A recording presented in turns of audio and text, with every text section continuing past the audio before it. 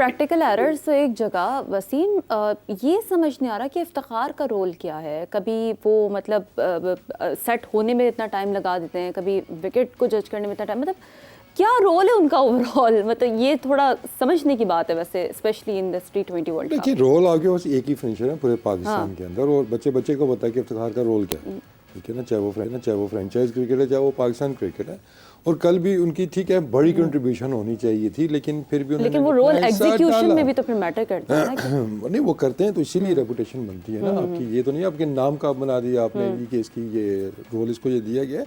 लेकिन जो point Suhail raise कर रहा है ना, वो टेक्निकल एरर्स इतने ज़्यादा हैं कि जैसे वो फ़खर ने फेस क्यों नहीं किया, लेफ्ट आर्म बॉलर लगा हुआ है, ये तो नहीं कि इफ्तिखार सामने आया उन्होंने खब्बे को बॉल दे दिया। क्यों नहीं आया? आज़म क्यों नहीं आया? वो फील्ड से बाहर थे, कहीं ऐसा तो नहीं कि साइम अंदर थे और वो ज़्यादा देर तक फील्ड से बाहर रहे बैटिंग के लिए, उनको इसलिए नहीं भेज सकते थे। लेकिन देखिए कल मैच से पहले जो मैं एक बात कर रहा था कि आज़म को मैंने अपनी प्लेइंग 11 में क्यों नहीं डाला था कि आप एक मैच ट्रायल बेस के ऊपर उसको देंगे और अगले मैच में आप बिठा देंगे, क्योंकि वो कंडीशन उसको सूट नहीं करेंगी। और अनफॉर्चुनेटली वैसे ही हुआ कि उससे परफॉर्म नहीं हुआ। अब उसको मुझे नहीं लगता कि दोबारा मैच दिया जाएगा। देना चाहिए मेरे ख्याल में, अगर लेके गए हैं तो दें, पे पूरा चांस दें। लेकिन अब वही सिचुएशन आ गई है जहाँ पे आप पैनिक बटन एकदम से दबाएंगे। वो अपने जो टेक्टिकल एरर्स हैं उसको कवर करने के लिए कि हमने, मतलब मुझे ये नहीं समझ आया कि उस्मान खान को नंबर 3 पे खिलाने की टेक्निकल एरर्स जो हैं, ये एरर्स का जिम्मेदार कौन है? इन गलतियों का जिम्मेदार कौन करता है? देखिए मसला भी सुहेल ने बात की नहीं कि मशवरा देने के लिए वाइस कैप्टन भी होते हैं। चले वाइस कैप्टन अभी नहीं है तो रिजवान है, शादाब है, कोचिंग स्टाफ बाहर बैठे हुए हैं। लेकिन बात फिर वही है कि कुछ सुनेगा तब ना। ये 4 साल से प्रॉब्लम चल रहा है, हमारा कम्युनिकेशन गैप है कि जब एक ही बंदा आपके सारे डिसीजन करेगा तो जो एरर ऑफ मार्जिन होता है एरर का, वो बढ़ जाता है आपका। तो हमें टीम वर्क है, टीम वर्क के साथ हमें जाना चाहिए। तो वो जो फ्रस्ट्रेशन कल नजर आ रही थी, मानी साहब फैसले कर रहे थे, फिर रमीज साहब फैसले कर रहे थे, अब मोहसिन साहब फैसले कर रहे हैं। आप इन फैसलों की बात कर रहे हैं? नहीं, वो टीम के अंदर जाके मोहसिन साहब तो नहीं ना बैटिंग ऑर्डर आपका सेट कर रहे हैं, या मिडॉन ऊपर रख रहे हैं या मिडॉन पीछे कर रहे हैं। तो ये कप्तान करता है। टेक्टिकल जो चीज़ें होती हैं वो विद इन टीम होती हैं, चाहे वो आपकी प्लेइंग 11 है, आपकी फील्ड प्लेसमेंट है, आपकी बॉलिंग चेंजेस है। तो आई थिंक कल का ऐसा था कि हमें लेफ्ट आर्म स्पिनर लगा हुआ था, लेफ्ट आर्म फास्ट बॉलर लगा हुआ था, 3 नंबर पे वहाँ पे आपको फ़खर आना चाहिए था।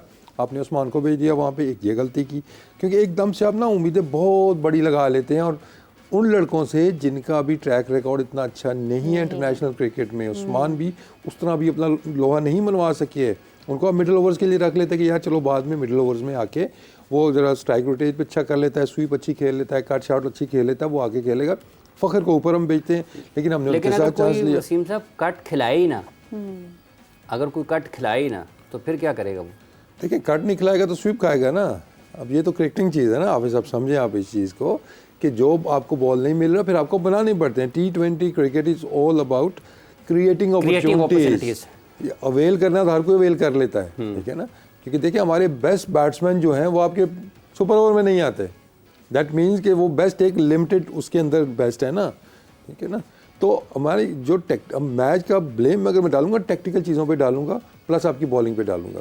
अब सुहेल आई थिंक इस चीज़ से एग्री करेंगे कि 120 का टारगेट भी होता इसी पिच के ऊपर, इसी बॉलिंग लाइनअप के साथ, आप पाकिस्तान को बैक करते हैं कि पाकिस्तान को ये मैच जीतना चाहिए। लेकिन उसके लिए हमें आउट करने पड़ने थे। हम डिफेंसिव माइंडसेट के साथ के चौथी स्लिप खड़ी हुई है आपकी फॉर सम रीज़न जो मुझे समझ नहीं आती। सुहेल इसको ज़रा से पूछते हैं कि ये क्या लॉजिक होती है चौथी स्लिप खड़ी करना। फिर स्लिप लगती है, एक वहाँ से गैप में से बॉल जाता है, एक बॉल के बाद वो स्लिप भी गायब कर दी जाती है, नया बैट्समैन आता है, स्लिप रखी नहीं जाती है। तो अजीब अजीब ऐसे ऐसे डिसीजंस होते हैं। और एक चीज़ और सुहेल से मैं पूछूंगा कि देखिए अब कहने को तो हम कह रहे हैं जी कि नसीम को दूसरा ओवर करना चाहिए था। अब T20 क्रिकेट में एक ओवर का फ़र्क बहुत ज़्यादा है, क्योंकि एक बॉल है उसकी स्विंग के ऊपर। सुहेल बेहतर बताएंगे कि दूसरे ओवर में और तीसरे ओवर में क्या फ़र्क है, और पहले ओवर में और तीसरे ओवर में क्या फ़र्क है, स्विंग का कितना फ़र्क पड़ सकता है या पड़ता है। सुहेल साहब बताइएगा ज़रा। देखिए पहले तो जो स्लिप वाली बात की, आप देखें वसीम भाई खुद स्लिप में खड़े होते हैं। स्लिप जो खड़ी होती है वो बॉलर के एंगल के हिसाब से। अगर मैं बॉलिंग कर रहा हूँ या मेरे जैसा कोई जिसका राइट हैंड बैट्समैन को अवे स्विंग होता है तो उसके लिए स्लिप का एंगल डिफरेंट होगा, बायर होगा, वाइड होगा। जो अंदर लेके आना वाला बॉलर होता है उसके ऊपर स्लिप लगेगी भी तो वो अंदर ही होगी। उसके लिए थोड़ा सा कीपर के क्लोज होके खड़ा होना होता है, एंगल्स को आपको कट करना होता है। ये वसीम भाई खुद स्लिप में फील्डिंग करते थे, इनको पता है। तो पहली चीज तो वो मुझे समझ नहीं आई कि वो इतना बाहर क्यों खड़े थे, चौथी स्लिप में या तीसरी स्लिप में वो खड़े थे, उसका कोई मुझे फायदा नजर नहीं आया। बाकी जो स्विंग वाली बात इन्होंने की, तो ये बिल्कुल ऐसा ही है। वाइड बॉल क्रिकेट में in normal condition wide ball 1 से 2 ओवर स्विंग करता है, इसलिए आप देखते हैं कि शाहीन को पहले ओवर में आते ही स्विंग मिलता है, लेकिन जब वो तीसरे ओवर में बॉलिंग करने आते हैं तो इतना बॉल स्विंग नहीं हो रहा था, and he goes for run. तो ये बिल्कुल जमीन आसमान का फर्क पड़ जाता है इन नॉर्मल, जिस तरह का कल पिच था। वैसे किसी जगह पे बहुत ज्यादा मॉइस्चर हो, जैसा हमने मैच देखा था स्कॉटलैंड वाला, यहाँ पे नेदरलैंड वाला, यहाँ पे डैलस में, वहाँ पे 6-7 ओवर तक बॉल स्विंग होता रहा, तो वो डिफरेंट कंडीशन थी। बट इन नॉर्मल कंडीशन 1 से 2 ओवर बॉल स्विंग होता है, तो वो मैंने इसीलिए कहा था कि Naseem was better option bowling second over, उसके रीजन भी मैंने बताए। सो बहुत सारे टेक्निकल एरर। बॉलिंग की मैं बात करूं, आप देखें 6 ओवर में ये सबसे आसान पिच थी बॉलिंग के लिए, कि आपने कुछ नहीं करना था।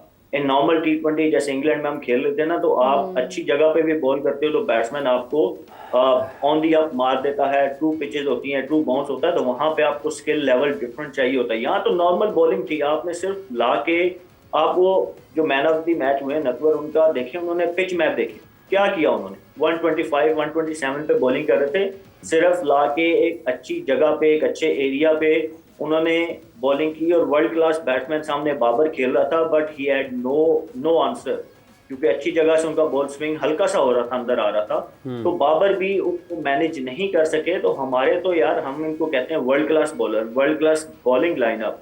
तो सुहेल, उस्मान खान भी जिस गेंद पे आउट हुए वो भी बहुत बड़ा आसान गेंद था, वो भी नोबडी वाज एक्सपेक्टिंग के ये होगा, इसका रिजल्ट आउटकम ये होगा।